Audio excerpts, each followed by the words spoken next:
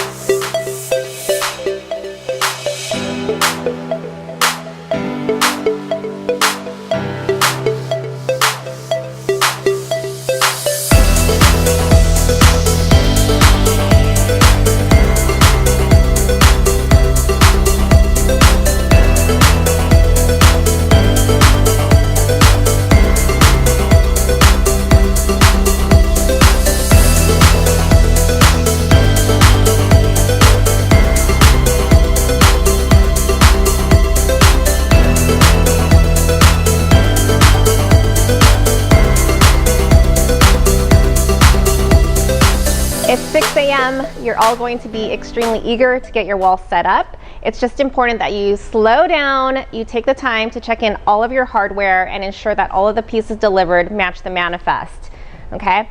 So, first things first, you need to set up your graphics. So you'll have your 46 by 46 backer and your 46 by 21 backers. These are all going to be delivered to your store a week in advance with the t-shirts.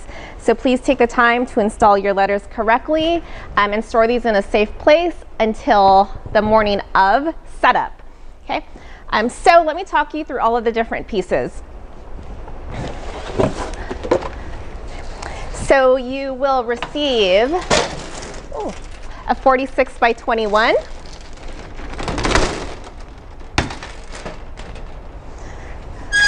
The 46 by 46.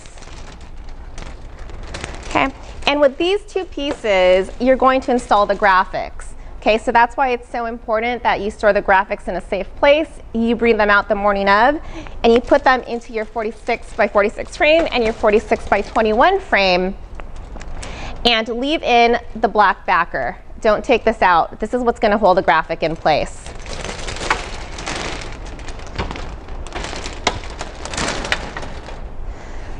So I have one done for you so you can see what that looks like. Okay, so that's all set up.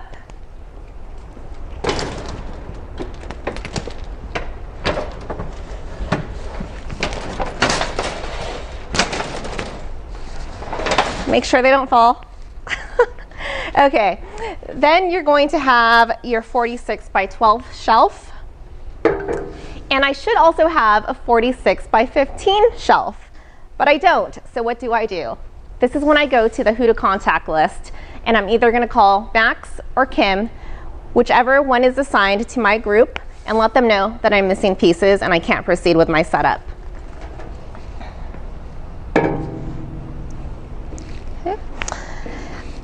Then you're going to have your accessory rails.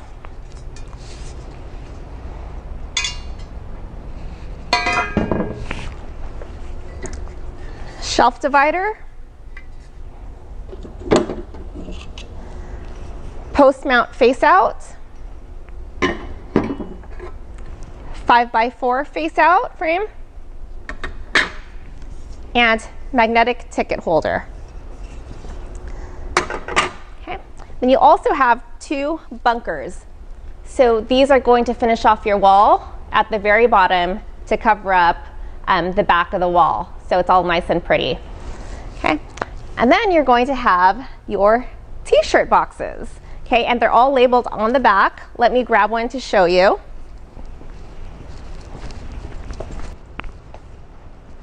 Okay, so all of the t-shirt boxes are labeled 1 through 4. You want to make sure that you put them in order as noted in the directive, and that the number is facing upward. Okay, that will ensure that all of your graphics are exactly in the right place and that your wall stays beautiful. Okay, so those are all of your pieces. Now let's get this thing set up.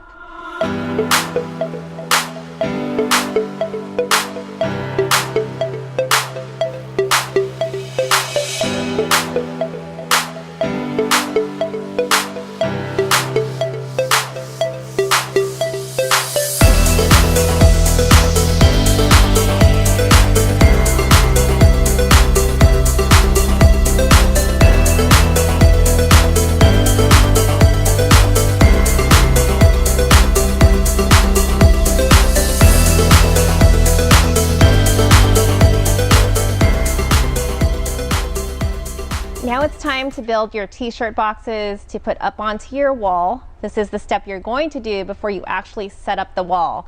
So like I said, this is going to be the most time-consuming part of the entire setup. So we want to make sure we take the time, we slow down, and we get this right. Okay, so I'm going to show you the easiest way to do it. So you're going to start on the ground, lay down all of your boxes onto the floor. Do that carefully so that you don't scratch your boxes. And you're going to make sure that you have all of your t-shirts ready to go in the right order so that you're not taking shirts in and out of the incorrect boxes. Okay, so now let me show you how to put a shirt into a box. So here's the display frame on the floor. I'm just going to remove the backer by pushing down and lifting up. Going to take out the front piece that has the felt. The felt is what's going to hold your graphic in place so that it doesn't slip around. Okay. Here's your shirt. Just going to lay that right over. I'm going to drape it right over the felt, and I'm just going to tug and pull and try to place the graphic in the center. Okay, so I'm just tugging a little bit, testing it to make sure that once I put this in, it's going to be nice and straight. Okay, so it looks good to me. I want to make sure that the collar isn't too far over. We don't want to see that part once we put the display into the box. Okay, so I can just pull up a little bit. There we go. Okay. Okay, and now I'm going to hold tight here. Okay, so I'm holding tight and I'm going to flip this over quickly, just like that. And now I need to tuck in this additional fabric. Okay. So we are sending you binder clips. You can use the binder clips to hold this fabric in place. Okay, just clip it all together. Just like that. Okay. Now I'm going to take this and I'm going to bring it over to the display box, and I'm going to slip it in at about a 5 to 10 degree angle, just like that. Okay, so it goes in. Now if I go in straight, it's going to get stuck. Okay, so just tilt it a tiny bit, a little bit of an angle. Just going to slip in just like that. I'm going to take the backer. I'm going to push down. Okay, there you go. Now, let me see if I did that right. Okay, so the graphic is straight. It looks like it's just a tiny bit to the right. So I'm just going to push down a little bit and center that. Okay. Now I want to make sure that all the excess fabric is pushed inward. So I can use a gift card to do that. Okay, so I'm just going to go around just like so. Push down. Okay. We want to make sure that we take time to do all these details. Okay, this is what's going to make the difference and ensure that your display boxes are perfect.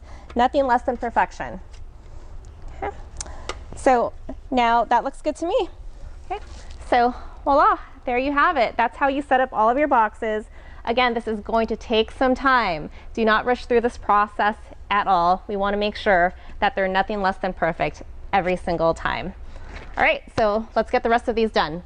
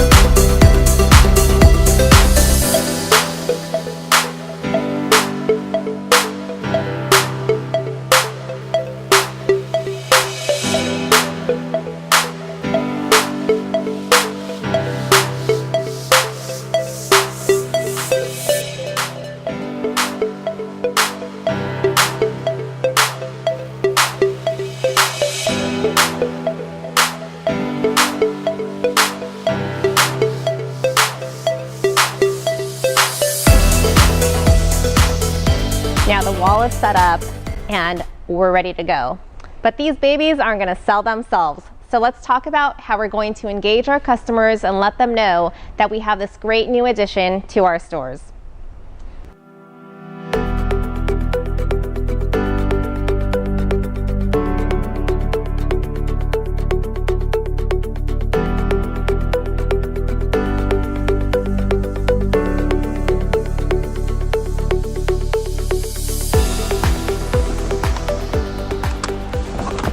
Hi, how are you? Have you seen our new t-shirt wall? We have t-shirts 2 for $25 and 3 for $30, both for men and women.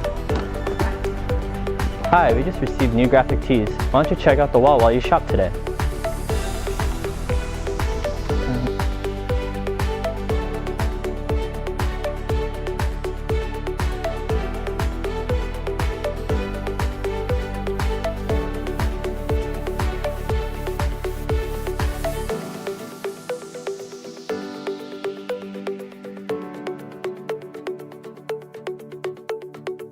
Hi, you're finding some great deals today? We also have some great deals on our t-shirt wall. They're 2 for $25 or 3 for $30.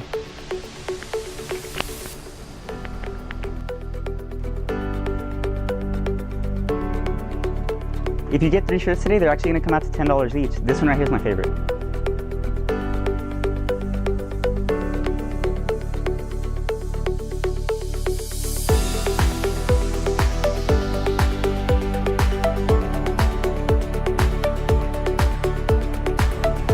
Did you get a chance to check out our graphic tee wall today? We're always receiving new styles. Do you want to take a look? Sure.